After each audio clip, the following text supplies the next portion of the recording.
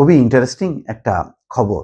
যুক্তরাষ্ট্র বলছে যে চুক্তি না হলে আবারও ইরানে হামলা চালাতে প্রস্তুত যুক্তরাষ্ট্র। এটা কে বলছেন? বলছেন মার্কিন প্রতিরক্ষা মন্ত্রী পিট হেগসেথ।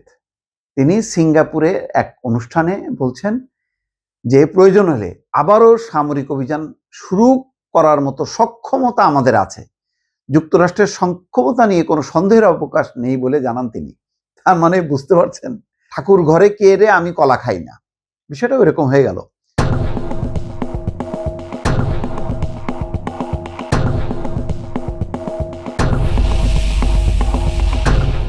তাদের সক্ষমতা নিয়ে এখন সারা বিশ্বের এখন সন্দেহ। আমেরিকা মুখে বলছে লম্বা লম্বা কথা, আসলে তাদের ইরানের বিরুদ্ধে লড়াই করে যাওয়ার মতন সেই সক্ষমতা নেই। কারণ লড়াই যত হবে, জ্বালানি তেলের দাম এই আলোচনার কারণে এই সমঝোতা হবে বলে দাম পড়ছে। এখন আবার যদি পড়তে থাকে, উঠতে থাকে, কারণ মানে আপনারা জানেন যে বিদেশে কি হয়, বিদেশে মানে প্রতিদিন দর উঠানামা করে। তেলের দাম কখনো ওঠে, একটু বাড়ে, একটু ওঠে, তখন বাড়তি দামে কিনতে হয়। মানে যে কোনো যারা গাড়ি চালায় তারা জানে। আবার যেদিন কমে সেদিন হয়। তো যেদিন একটু কম থাকে সেদিন মানুষ খুব হ্যাপি থাকে, যখন একটু বাড়ে তখন মন খারাপ হয়। আর এখন তো জাম্প দিয়ে উঠে গেছে অনেক, তো এখন মানুষ এমনিতেই অসন্তুষ্ট। তো এখন আবার এই যে পড়তেছে দাম, তো মানুষ খুশি। যেই যুদ্ধ শুরু করবে আবার উপরে উঠবে। এখন যুদ্ধ শুরুর মতন জনগণ যদি মনে করে না এটা আমাদের বাঁচা মরার লড়াই, যেমন ইরানের জনগণ মনে করে যে আমাদের বাঁচা মরার লড়াই, আমাদেরকে জিততে হবে, ঠিক আছে, আমরা আরো ক্ষতি স্বীকার করতে রাজি আছি।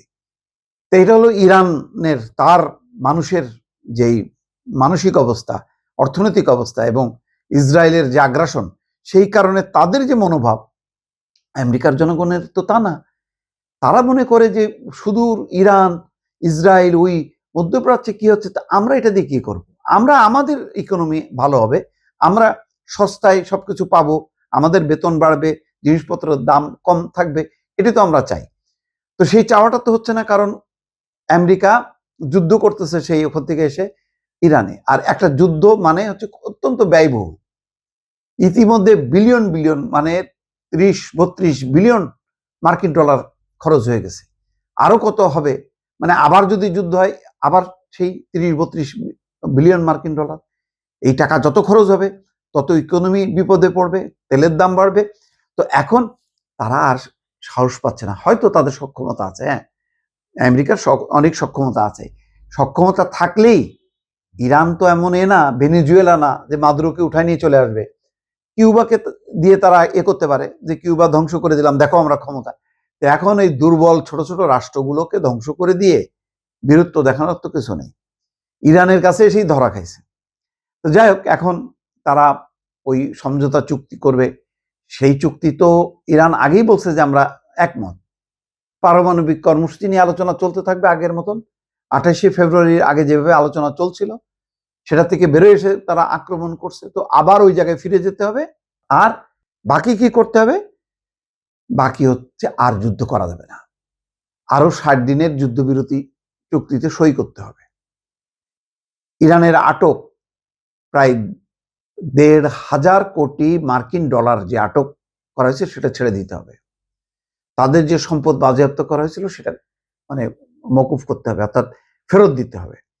তো এইসবগুলো যদি আলোচনা হয় তখন আমেরিকার জনগণ প্রশ্ন তুলবে, বিরোধী ডেমোক্রেটরা, এমনকি তার দল রিপাবলিকানের ভিতরেও প্রশ্ন উঠবে যে আমাদের তাহলে কি লাভ হলো, কেন আমরা জড়াইলাম? এই প্রশ্নের উত্তর এমন এক সময় ডোনাল্ড ট্রাম্পকে দিতে হচ্ছে যখন মধ্যবর্তী নির্বাচন সামনে। তো এই মধ্যবর্তী নির্বাচন এই বৈতরণী পার হইতে পারবে? অনেক প্রশ্ন আছে। ট্রাম্প বুঝে গেছে যে সে তো দারুণ ফাঁসা ফাঁসছে। আগে যেভাবে ধারণা দিছিল যে প্রথম দফায় যেভাবে ইরানের সর্বোচ্চ ধর্মীয় নেতাদেরকে খতম করে দিয়ে ইরানকে একদম ধ্বংস করে দেওয়া হবে, এখন তো সেটা হচ্ছে না। এখন সে পিছিয়ে আসতে চায়, সমঝোতা চুক্তি করতে চায়, চুক্তি নিয়ে আলোচনা হবে। সেই আলোচনার আগে সে কয়েকটা ঘটনা ঘটেছে। বন্দর আব্বাসে বোমা মারছে, দক্ষিণ ইরানে বোমা হামলা চালাইছে। এইসব হামলা চালায় সে দেখাচ্ছে যে না, আমি কিন্তু সেই রকম, হ্যাঁ, আমার ক্ষমতা আছে, সেই কথাই পিট হেগসেট বলতেছে সিঙ্গাপুরে এসে যে আমাদের সক্ষমতা আছে, আমাদের সক্ষমতা আছে, কিন্তু সেটা প্রয়োগ করার ক্ষমতা আপনাদের নেই, এটা বিশ্ববাসী বুঝে গেছে।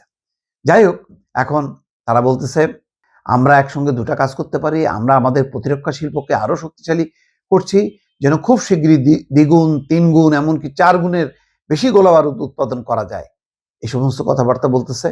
আবার বলতেছে ট্রাম্প খুব ধৈর্যশীল মানুষ, তিনি এমন একটা চুক্তি চান যার মধ্য দিয়ে নিশ্চিত হবে যে ইরান কখনোই পারমাণবিক অস্ত্র বানাতে পারবে না। আর পারমাণবিক অস্ত্র তো সে বানাবে না, সে তো বলতেছে তার এই পারমাণবিক যেই কর্মসূচিটা, এটা শান্তিপূর্ণ কাজে, তার বিদ্যুৎ উৎপাদন, তার অর্থনৈতিক উন্নয়ন, অন্যান্য কাজে সে ব্যবহার করবে। তো যাই হোক, এখন কথা হচ্ছে যে চুক্তিটা মানে আমেরিকা ভাব দেখাতে চাচ্ছে আমাদের সক্ষমতা আছে, বলছে মুখে, সক্ষমতার প্রমাণ হিসেবে যে কয়েকটা হামলা চালায়, এখন যখন চুক্তি হবে ওই যে দেখো আমরা যে হামলা শুরু করছিলাম, ইরান ভয়ে চুক্তিতে স্বাক্ষর করছে, এরকম একটা মানে ভেলকিবাজি মারতে যাচ্ছে। কিন্তু ট্রাম্প কিন্তু ধরা খেয়ে গেছে, এখন সবাই তার গোমর ফাঁস করে ফেলছে, এখন আর রেহাই নেই ডোনাল্ড ট্রাম্পের।